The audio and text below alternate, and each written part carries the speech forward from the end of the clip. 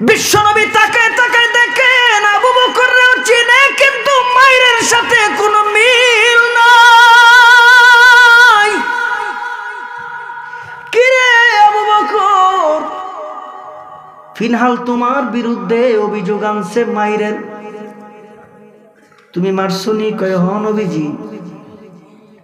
তবে নবীজি কোন কারণে আঘাত করেছি এই কারণটা যদি শুনেন, আপনি নরম নবীও গরম হয়ে যাবেন। রসুলের দরবারে বেশি গরম বেশি নরম হযরত আবু বকর সিদ্দিক।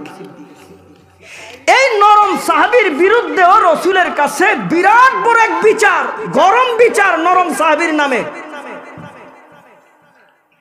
রক্তমাখা চেহারা ফিনহাল, রক্তমাখা দেহ নবীর কাছে আসছে। নবী বলে, ফিনহাল এই অবস্থা কেন? নবী আপনার সাহাবী করছে। নবীর বুঝার বাকি নেই, কয় মাইরের সাথে আর কাটিং এর সাথে মিল আমার একজন সাহাবী, এই সাহাবী হইল ওমর। কিন্তু ফিনহাল কয়, নবীজি ওমর তো আমারে মারে নাই। আরে বলিস কি, ওমর মারে নাই? মারছে কে? আপনার নরম সাহাবী আবু বকর সিদ্দিক। নবী আমার মনে মনে চিন্তা করেন, যেই সাহাবী জিন্দেগিতে কাউরে থাপ্পড় দেয় নাই, বিচার আমার কাছে আসে নাই। যেই সাহাবী জিন্দেগিতে কাউরে ধমক দেয় নাই, কারো সঙ্গে মারামারি করে নাই, এমন বিচার। নবী আমার ডাক দেখে, ফিনহাল তোমার মনে হয় কোথাও ভুল হয়? ফিনহাল ডাইকা কয়, নবীজি ভুল হয় না, আমি আপনার ওমরেও চিনি, আবু বকরেও চিনি। নবীজি আমারে মারছে আবু বকর। নবী বলেন, তাই নাকি? কয় হ। এই আমার আবু বকর রে চিনো? জি। ওমর রে চিনো? কয় জি। ভুল হয়? কয় না।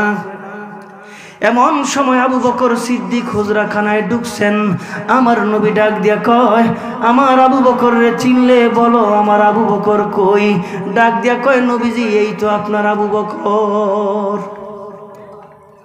বিশ্বনবী তাকায় তাকায় দেখেন আবু বকরও চিনে, কিন্তু মায়ের সাথে কোনো মিল নাই। কিরে আবু বকর, ফিনহাল তোমার বিরুদ্ধে অভিযোগ আনছে মায়ের, তুমি মারছনি? কয় হ নবীজি।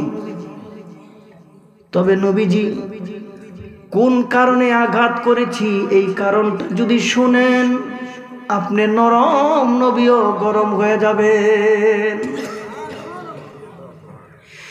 নবীজি জিন্দেগিতে মানুষের সামনে উচ্চ বাক্য কথা বলি নাই, নবীজি কারো সঙ্গে ঝগড়া করি নাই। দিনের নবী গো, আমি কেন ফিনহালের উপর আক্রমণ করেছি কারণ যদি শুনেন, আপনিও গরম হয়ে যাবেন। কিয়ামত পর্যন্ত আদনা ইমানদার যতদিন দুনিয়ায় থাকবে, এই কারণ শুনলে আদনা ইমানদাররাও গরম হয়ে যাবে। এই কারণে বাংলাদেশে মাঝে মধ্যে বুখারীর মসনদ ছেড়ে রাজপথে নারায়ে তাকবীর দেয়। এই জন্যে মাঝে মধ্যে বাংলাদেশের রাজপথে হুজুর মিহরাব শাহীরা রাজপথে যায় নারায়ে তাকবীর দেয়, কোরআনের হাফেজ রাজপথে যায় নারায়ে তাকবীর দেয়, মক্তবের শিক্ষক রাজপথে যায় নারায়ে তাকবীর দেয়। এদের পিছনে সাধারণ মানুষ, ইমানদার মানুষ আল্লাহু আকবার বলেন, আর সারা বাংলাদেশের নাস্তিক পাড়ায় হইচই শুরু হয়ে যায়। উলামায়ে কেরাম হুজুররা নারায়ে তাকবীর দেওয়ার জন্য রাজপথে যায় কেন? এরা রাজপথে যাইয়া আল্লাহু আকবারের স্লোগান দেখেন। আল্লাহর কসম করে বলি, আলেম ওলামারা ক্ষমতার জন্য নারায়ে তাকবীর দেয় না। আলেম ওলামারা তোমাদের এই সমস্ত ভুল রাজনীতির মধ্যে পড়ে আল্লাহু আকবারের স্লোগান দেয় না। নাস্তিক পাড়ায় যখন আমার ইসলামকে আঘাত করা হয়, নাস্তিক পাড়ায় যখন আমার আল্লাহর ইজ্জতের উপর আঘাত করা হয়, নাস্তিক পাড়ায় যখন আমার রাসূলের ইজ্জতের উপর আক্রমণ করা হয়, বাংলাদেশের আদনা ইমানদারের রক্ত ঠিক থাকতে পারে না। এই কারণে রাজপথে যাইয়া আমরা নারায়ে তাকবীর দেই। জোরে কোন ঠিক কিনা? ও মুসলমান, আজকে কোন দিকে আছি আমরা? কোন দিকে আছে?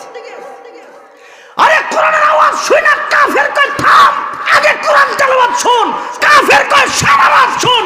কাফের কয় আল্লাহর নবী যতক্ষণ তেলাওয়াত করবে শুন, এরপরে দুশমনি করব। সারা রাত দাঁড়ায় দাঁড়ায় কোরআন তেলাওয়াত শুনে জবান খুলে জোরে শুনতে চাই। আল্লাহর কালামে আকর্ষণ আছে না নাই? ইন্না নাহনু নাযালনা যিকরা ওয়া ইন্না লাহু লাহাফিজুন।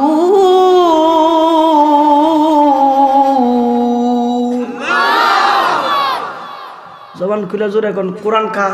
আল্লাহ। আরো জোরে কালাম কার? আল্লাহ। এইবার জোরে কোন হেফাজত করব কে? আল্লাহ।